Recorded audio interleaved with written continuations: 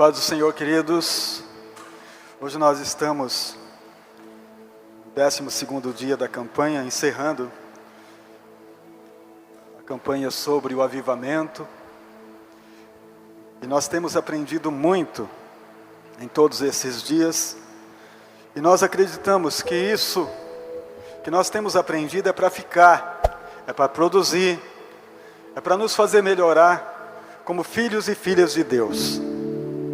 E para isso, então, é necessário que haja em nós boa vontade, que haja em nós perseverança, que haja em nós bom ânimo, para a gente não desistir de que a vida só existe em Cristo. O texto de hoje, ou o tema de hoje, é: o vento está soprando sobre o Vale dos Mortos. O vento nunca parou de soprar sobre o Vale dos Mortos, né? Deus está sempre trazendo a vida. E esse é o tema que está em Ezequiel, capítulo 37. Nós vamos ler do 1 ao 14, essa leitura, que é bastante didática, né? Porque ela vai mostrar para a gente a posição em que nós estávamos e o que o Senhor está fazendo em nós. Porque na verdade é para nós essa palavra. Não é somente para aquele tempo, é para hoje, né? Então nós vamos ler e guardar em nosso coração e deixar que o Espírito põe para fora de nós, em forma de ação, tudo aquilo que nós estamos aprendendo. Vamos ler? Por favor, quem quiser ler aqui comigo no telão, vamos ler. Veio sobre mim a mão do Senhor e Ele me fez sair no Espírito do Senhor. E me pôs no meio de um vale que estava cheio de ossos. E me fez passar em volta deles. E eis que eram muito numerosos sobre a face do vale. E eis que estavam sequíssimos. E me disse: filho do homem, porventura viverão estes ossos? E eu disse: Senhor Deus, tu o sabes. Então disse: profetiza sobre estes ossos. E dize-lhe: ossos secos, ouve a palavra do Senhor. Assim diz o Senhor Deus a estes ossos: eis que farei entrar em vós o Espírito e vivereis. E porei nervos sobre vós, e fareis crescer a carne sobre vós, e sobre vós estenderei nele, e sobre vós estenderei pele, e porei em vós o Espírito, e vivereis, e sabereis que eu sou o Senhor. Então profetizei como me deu ordem, e houve um ruído enquanto eu profetizava. E eis que se fez um rebuliço, e os ossos se achegaram, cada osso no seu osso. E olhei, e eis que vieram nervos sobre eles, e cresceu a carne, e estendeu-se a pele sobre eles por cima, mas não havia neles espírito. E ele me disse: profetiza o Espírito, ó filho do homem, e dize ao Espírito: assim diz o Senhor Deus, vem dos quatro ventos, e o Espírito, ó Espírito, e assopra sobre estes mortos, para que vivam. Profetizei como ele me deu ordem. Então o Espírito entrou neles, e viveram, e se puseram em pé um exército grande e extremo. Então me disse: filho do homem, esses ossos são toda a casa de Israel. Eis que dizem: os nossos ossos se secaram, e pereceu a nossa esperança, nós mesmos estamos cortados.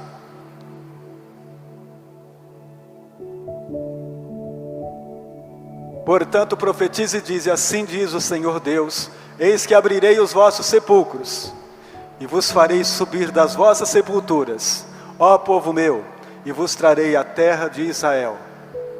E sabereis que eu sou o Senhor, quando eu abrir os vossos sepulcros, e vos fizer subir das vossas sepulturas, ó povo meu. E porei em vós o meu Espírito, e vivereis. E vos porei na vossa terra, e sabereis que eu, o Senhor, disse isto, que eu fiz, diz o Senhor. Amém? Incline a sua cabeça um momento de oração. Pai, esta é a tua palavra viva, a palavra que muda, que transforma, a palavra que traz entendimento ao coração, é a mesma que cura, é a mesma que restaura, é a mesma que faz sair de nós esta autoridade para que nós sejamos curados, corpo, espírito, corpo e alma. Este é um entendimento, Senhor, que muda, que transforma, que traz saúde, paz e alegria ao nosso coração, quando nós nos sentimos vivos na Tua presença. Este sopro do Teu Espírito traz para dentro de nós aquilo que o mundo não tem, que os homens não podem dar. Somente a Tua glória, somente a Tua palavra pode fornecer vida e vida em abundância. Obrigado, em nome de Jesus. Amém. Meus amados, foi nos apresentado nesses versículos o grande caos. O grande caos, a grande destruição, e com clareza mostrando o ser humano como ele está. Isso em toda a face da terra. Quando Deus veio criar nesse planeta, a Bíblia diz que ela estava sem forma e vazia. Mas o Espírito de Deus se movia sobre a face das águas. Provavelmente alguma coisa muito grave aconteceu para estar assim o planeta na época da criação. Porque Deus nunca criou nada sem forma. Tudo que Deus criou tem forma, tem preenchimento. Deus nunca fez alguma coisa vazia. Tudo que Deus fez tem sentido. Tudo que Deus criou, e não é pouco. Tanto é que a ciência até hoje trabalha dia e noite e não consegue descobrir.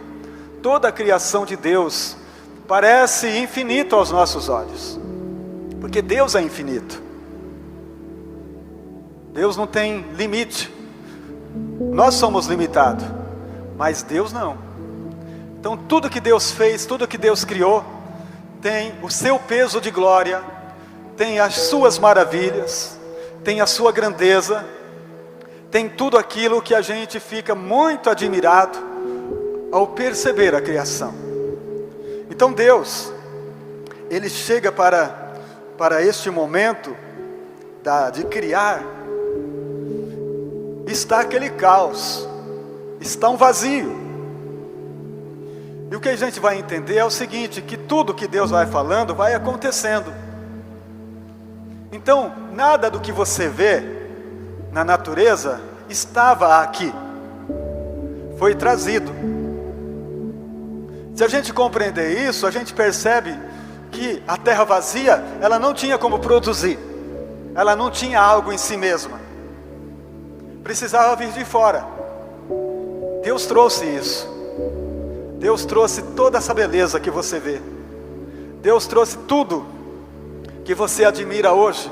Porque quem pode admirar um deserto que não tem brilho, que não tem verde, que não tem água a correr? Você até admira no primeiro momento assim, mas depois fica cansativo. Você percebe que não tem o que gostar ali. Você precisa de água, não tem água. Você precisa de uma sombra, não tem sombra. É tudo muito cansativo o que existia aqui, antes de Deus vir. Se Deus não criou nada vazio, se Deus não criou nada sem sentido, por que estava vazio? Porque aconteceu um fato muito antes disso. Pelo menos a maioria dos teólogos aceitam este entendimento, de que foi quando houve a queda de Satanás. Quando Satanás quis ser igual a Deus. Quando Satanás disse: subirei às mais altas nuvens e serei semelhante ao Altíssimo. O profeta Ezequiel diz sobre o assunto, falando que a terra na época era o jardim dourado, era o jardim de Deus. E Satanás, sendo querubim ungido, ele tinha livre acesso a toda a criação de Deus. E ele caminhava pela terra, que era um jardim de Deus. A terra era um jardim. Está escrito assim: sobre as pedras afogueadas ele andava, sobre pepitas de ouro ele caminhava. A terra era isso. A terra era um jardim dourado de Deus. E era nesse lugar que Satanás caminhava com os anjos,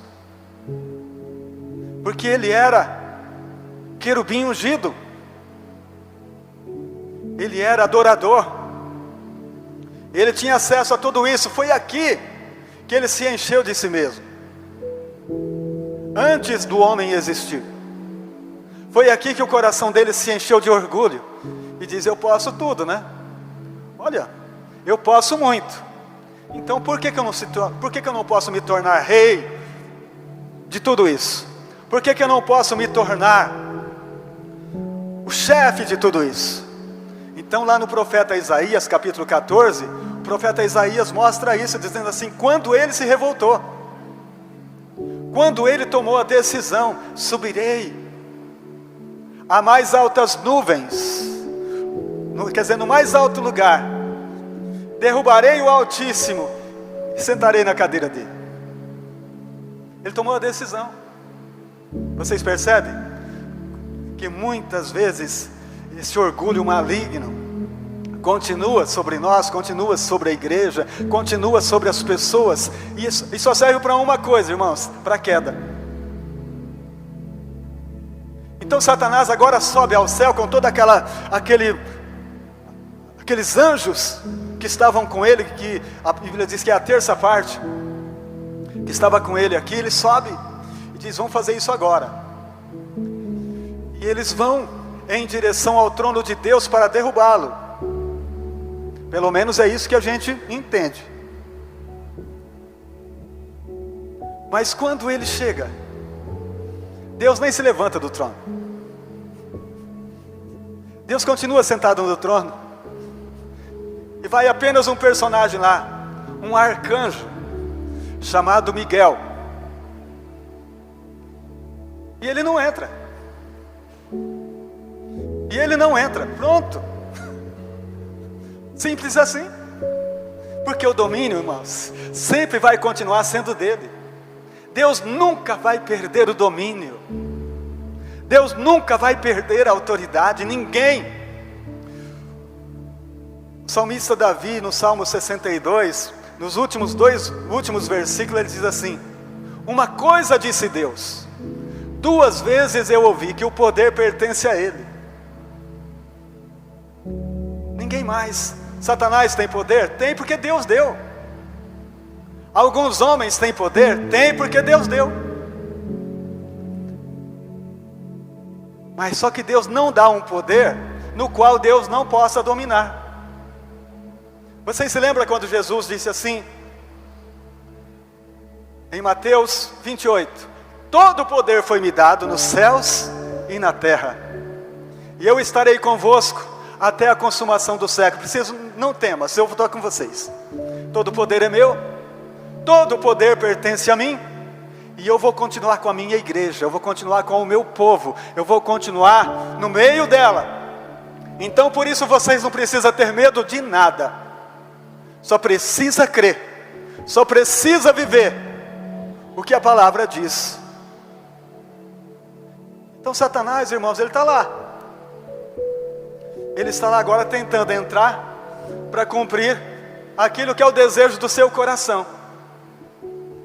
Mas Miguel, lá em Apocalipse diz que Miguel combateu com ele e o lançou fora. Então ele está caindo agora, ele está vindo em queda para o abismo. Mas onde ele vai cair? Ele vai cair na terra. Ele diz: tudo bem, ele fica com o céu, eu fico com a terra. Mas antes dele chegar, a ciência diz que foi o Big Bang. Mas foi a mão de Deus.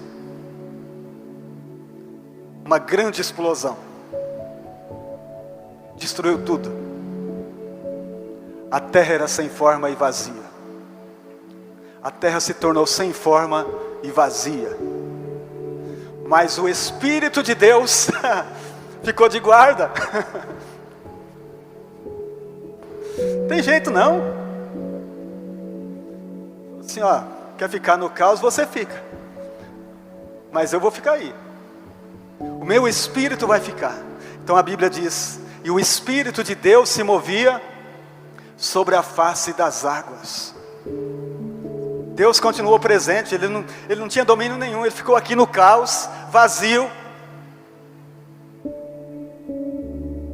E Deus presente.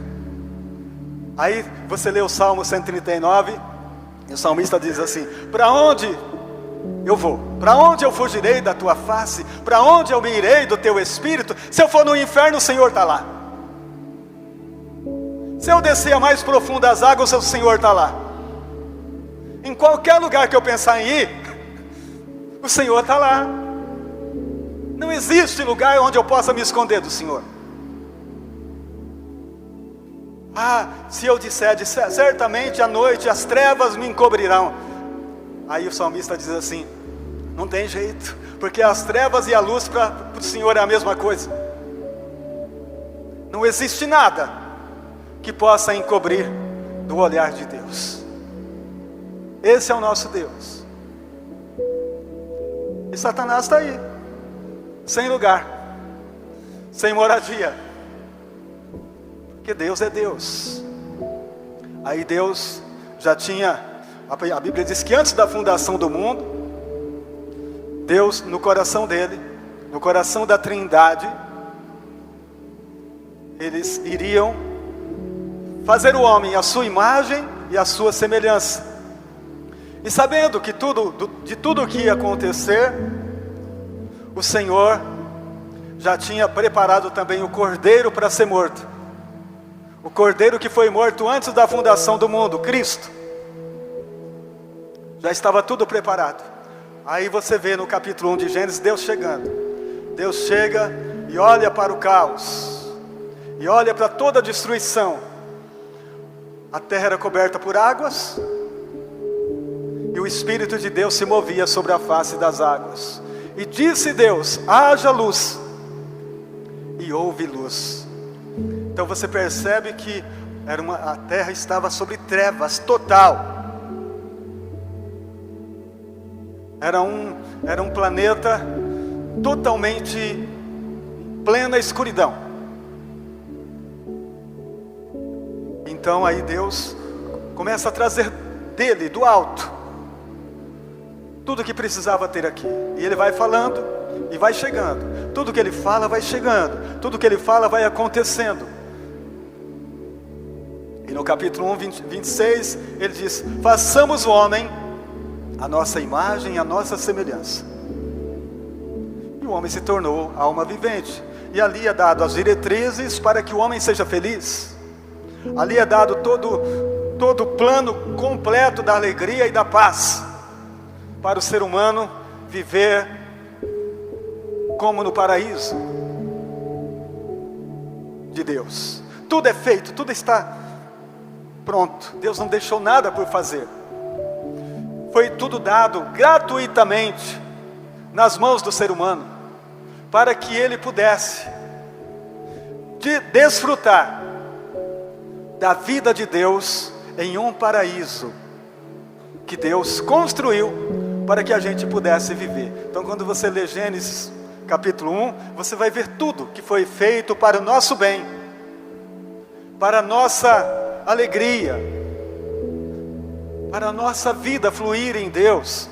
Uma coisa apenas era necessária: obediência. Obedecer às diretrizes que Deus havia dado. Obedecer os mandamentos, que não eram muitos, era apenas um: não coma da árvore do conhecimento do bem e do mal, porque no dia que você comer, você morre. Era apenas esse. E apenas um a gente não conseguiu. Apenas um mandamento e a gente perdeu o rumo. A gente não conseguiu obedecer um. Não é 10 não, um. Um único mandamento. A gente se perdeu nele. Todos os 99 liberados, e a gente colocou o olho em um. A gente é ruim demais, irmãos. A nossa fraqueza é terrível. A gente entra em desavença com o nosso Criador diariamente. A gente luta, sabe?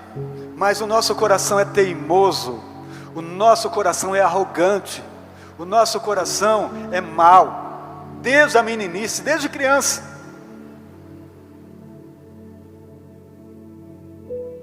E nós vivemos, de vez em quando a gente olha e começa a perceber que a nossa vida está se tornando sem forma e vazia.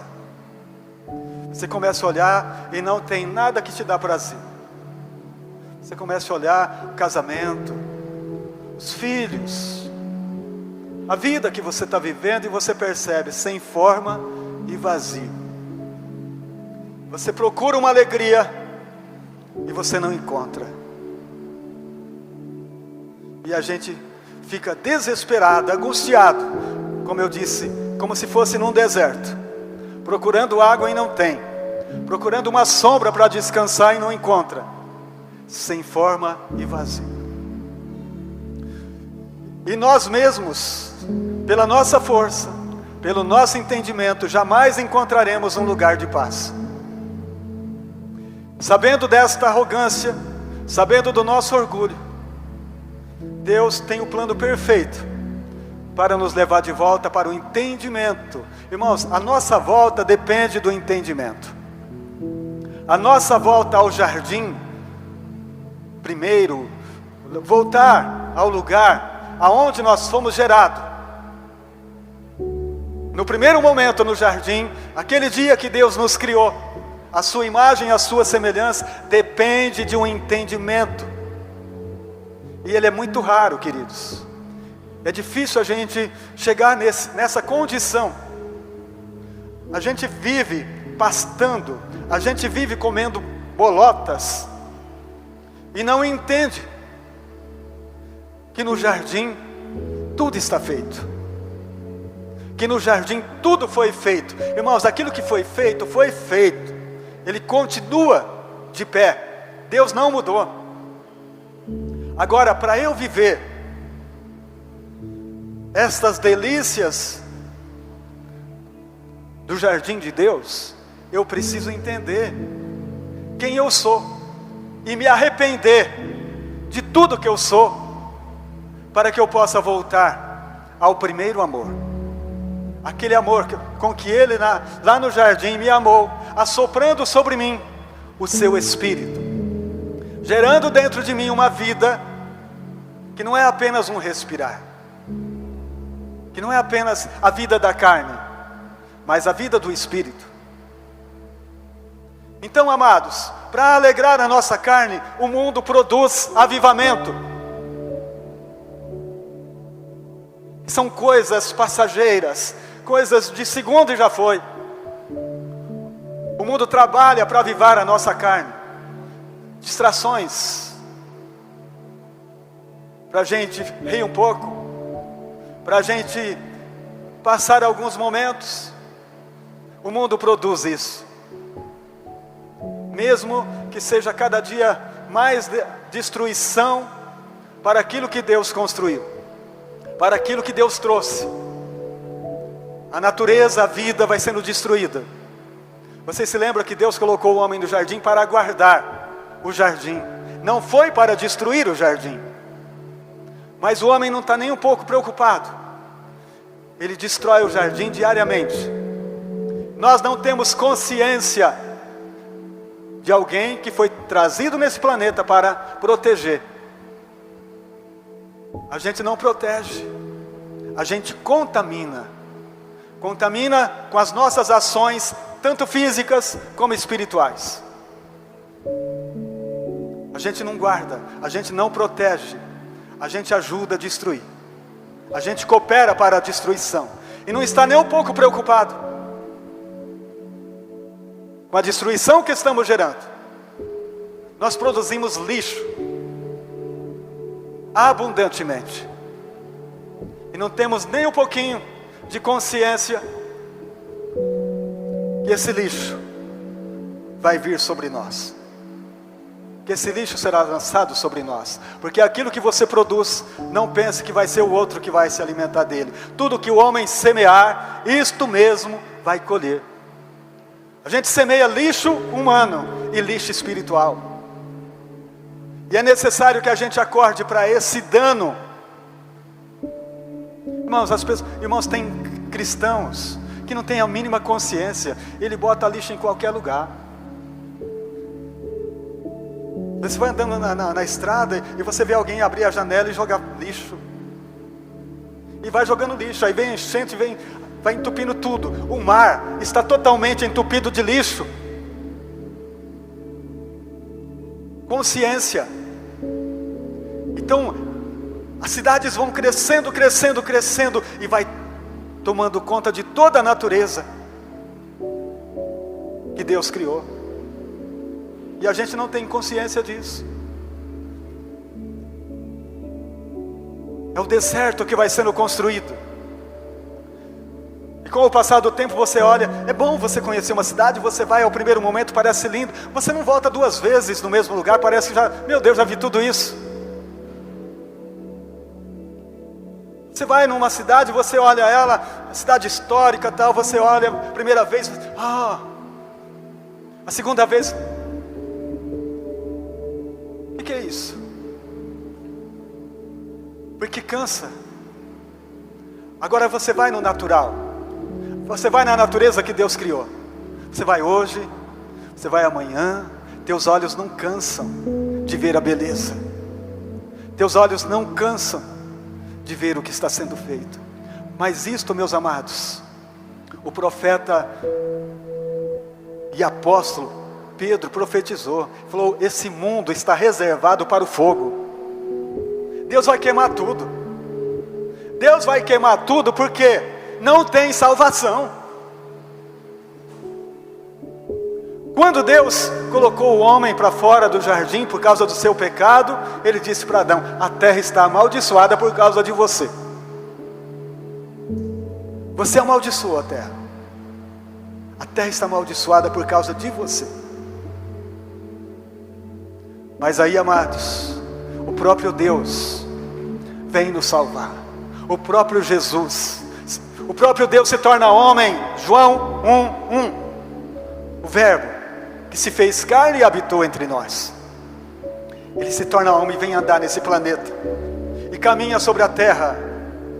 E conhece pessoalmente, fisicamente, o caos que este mundo está de novo. Sabe por quê, amados? Porque a partir daquele momento que Deus reconstrói o caos, Ele passa para o homem a autoridade para não deixar voltar ao caos. Nós recebemos a autoridade de Deus naquele momento ali, em Gênesis capítulo 1, dizendo que é para a gente multiplicar, criar, trazer vida. Mas o pecado não permitiu que isso acontecesse. Nós, em vez de trazer vida, nós geramos morte. Mas quando Cristo vem, Ele nos pega, Ele nos recebe como filhos. Porque Cristo, amado, o que Ele andou fazendo aqui na terra, foi construindo, foi restaurando o homem que estava sem forma e vazio. Nós somos feitos do pó da terra, e a nossa terra estava sem forma e vazia, e Cristo veio e entrou dentro de nós, para que nós pudéssemos ser restaurados da nossa destruição, da nossa vã maneira de viver. Ele veio trazer vida dentro de nós, e aquilo que estava morto dentro de nós começou a reviver pelo seu Espírito. Então agora, a partir desse momento, eu não tenho mais direito de destruir.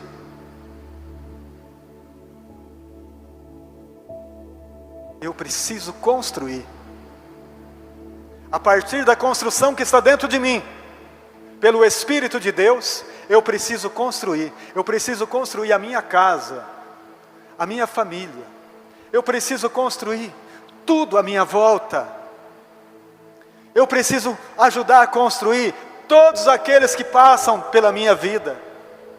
Eles não podem passar por mim e não existir. Eles precisam existir até o encontro comigo. Ao encontrar-se comigo, eles precisam receber vida.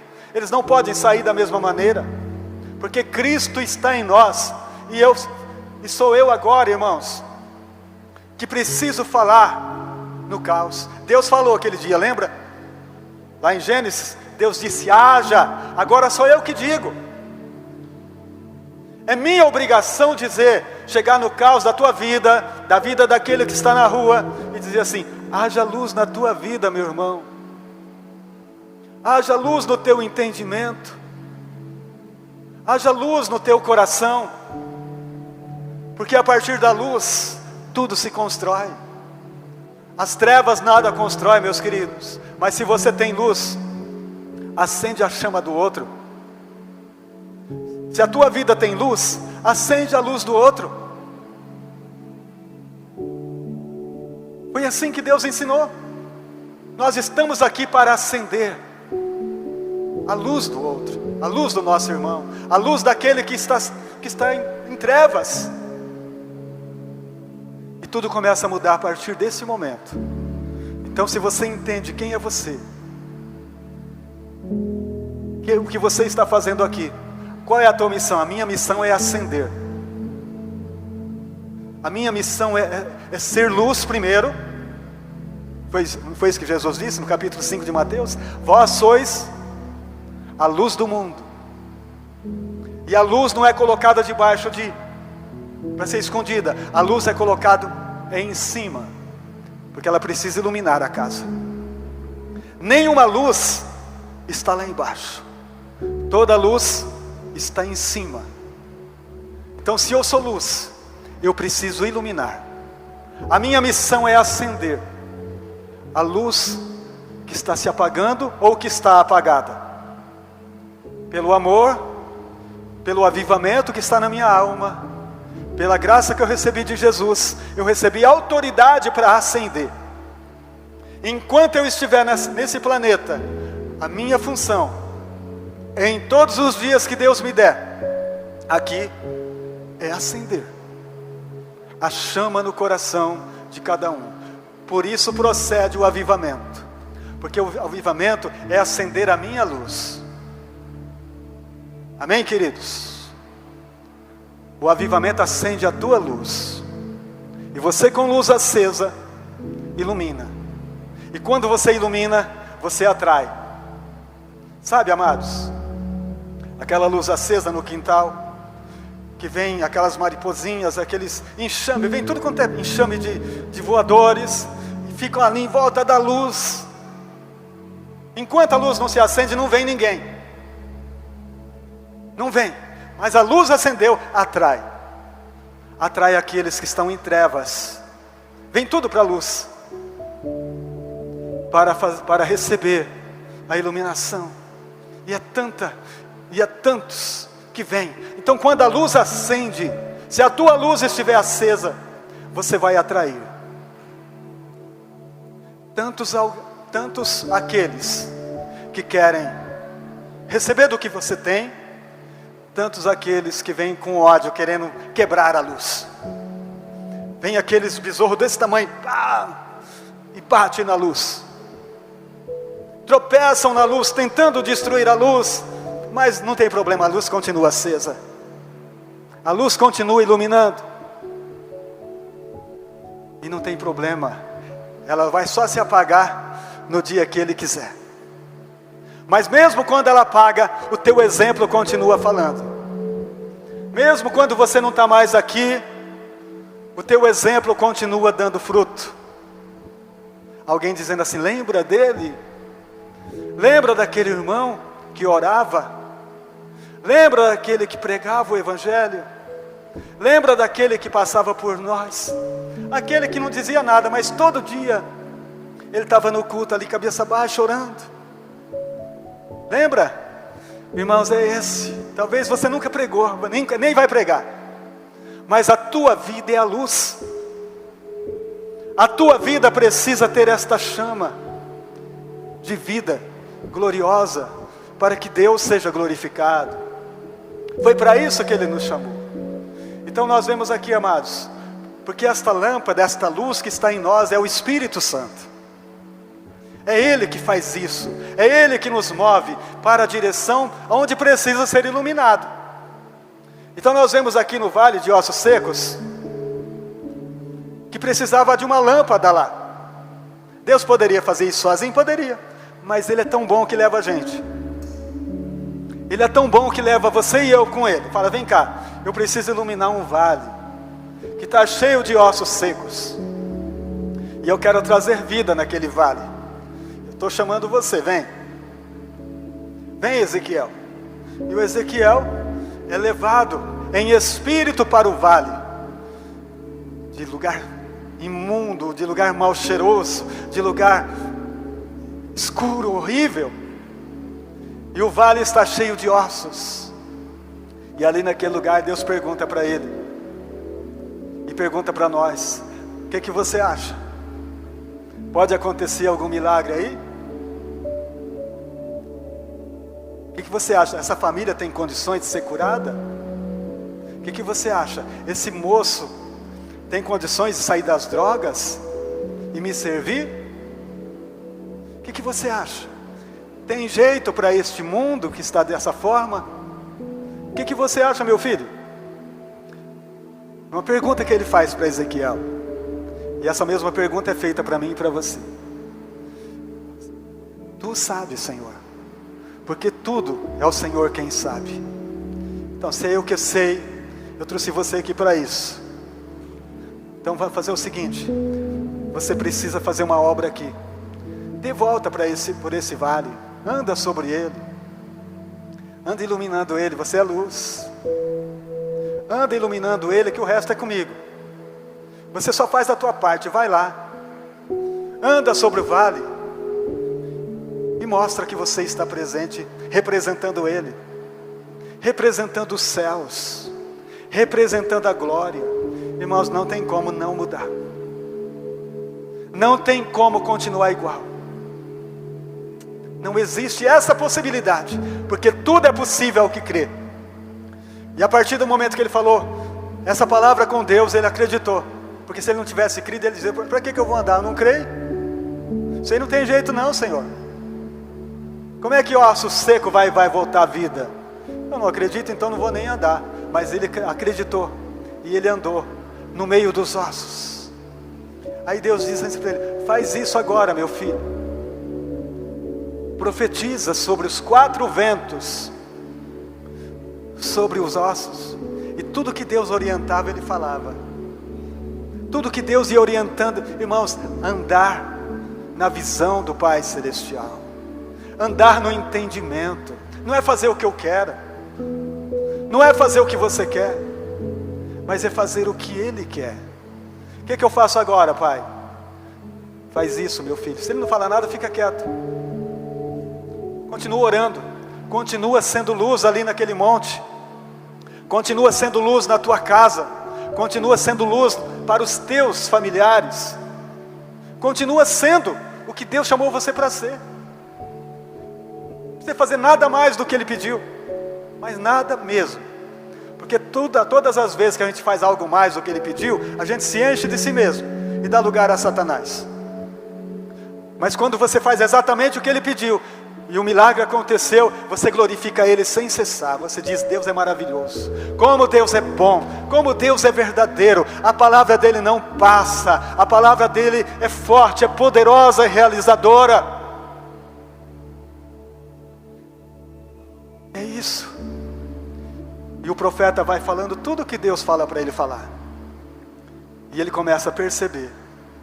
Irmãos, quando a gente não arreda o pé, você começa a perceber a mudança na vida da pessoa que você está orando.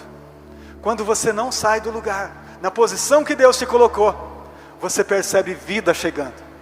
E foi isso que ele foi percebendo. Os ossos começaram a se mexer. os nervos começaram a vir, pele começou a surgir sobre aqueles ossos secos. Aí faltava o último, que era o espírito.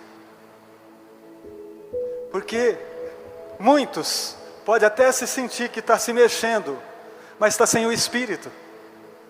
Sem o espírito, irmãos, e a gente é apenas ossos que foram. E muitas vezes nós estamos nesta fase com Deus. Ainda falta o espírito sobre nós. Esse espírito que queima, esse espírito que faz a gente caminhar, esse espírito que faz a gente pensar, esse espírito que nos dá visão, que nos orienta, o espírito que nos faz sentir vivo, não fisicamente, mas espiritualmente. Aquele espírito que diz assim: eu sou filho de Deus, eu me assento ao redor da mesa dele, como no Salmo 23 diz. Eu creio nele de todo o meu coração, eu não tenho medo, porque eu sei em quem eu tenho crido. Faltava o espírito, e o espírito é o último. Quem sabe, amados, para a nossa igreja está faltando o último, para o nosso povo está faltando o último, para a igreja brasileira está faltando o último, que é profetizar sobre o espírito. Dizer: vem, Senhor, enche esses ossos. Já tem tudo em nós, nós já estamos com nervos, nós já estamos com pele, nós já estamos, sabe, até de pé, mas ainda não conseguimos andar, mas ainda não conseguimos fazer, ainda não conseguimos brilhar como o Senhor deseja que a gente brilhe, ainda não estamos tendo o brilho para atrair as multidões que estão em trevas. Mas assopra sobre nós hoje o teu espírito, vem dos quatro ventos, enche cada um de nós, e deixa a gente ser luz nessas trevas, e deixa a gente atrair os besouros pequenos, os besouros grandes, aqueles que vêm nos quebrar, que tentam nos quebrar, deixa eles virem. A luz não vai se apagar assim. Quando nós somos luz, Deus dá resistência, Deus fortalece, para que o nosso brilho seja ainda mais forte. Quanto mais o besouro grande vem e bate na luz, mais ele pule, mais ele tira poeira, e a luz brilha mais forte. Assim tem que ser a nossa vida. Não fique reclamando para lá e para cá, mas fique agradecendo. Fique agradecendo ao Senhor, porque você é. Amém? Porque você já é. Você já é dele. Você já é luz dele. Então não tem o que reclamar, queridos. Nós temos muito, mas muito mesmo, para agradecer. Ser grato. Se trata de um coração que ama ao Senhor. Se trata de um coração quebrantado. Se trata de um coração que ama a Deus de toda a força. Se trata de um coração limpo, sem imundície. Um coração arrependido, que se arrepende nos mínimos detalhes por cada ação contrária à vontade do Senhor. Rapidamente: errei, Senhor, me perdoa. Ô irmão, me perdoa, eu falei coisa que não devia ter falado para ti. Eu pensei coisa que não devia ter pensado. Me perdoa, meu irmão. Rapidamente, a gente não deixa amontoar poeira na nossa lâmpada, e o Espírito Santo nos limpa diariamente. Você crê nisso, meus queridos? Isso é o que o Senhor está fazendo conosco. Ele nos pega pela mão e nos leva para o caos de uma sociedade caída, de uma sociedade perdida, que precisa ver que Ele é real. Vamos colocar de pé.